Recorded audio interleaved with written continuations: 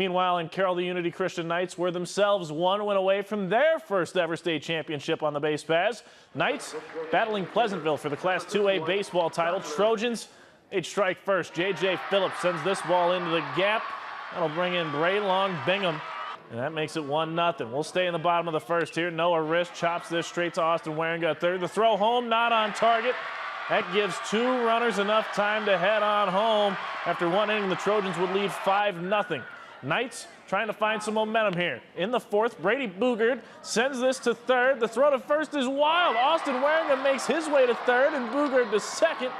However, they'd end up stranded there at the end of the inning. We'll move on to the top of the fifth inning. It's 8-0 for the Trojans, but this pitch is wild. And the Knights of UC get the goose egg off the board. Adler Van Essen gets home, but Pleasantville would win the 2A championship 9-1.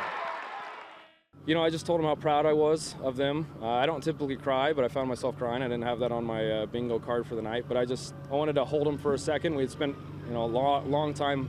This was a core group. We lost Kyan Immelkamp last year, but really I got 6 kids there that had started since they were 8th graders and freshmen when I first took over. And I want to just kind of soak in that last bit with them because, as of tomorrow, I don't know that we're ever going to be together as a group again. Congratulations to Unity Christian on an outstanding season.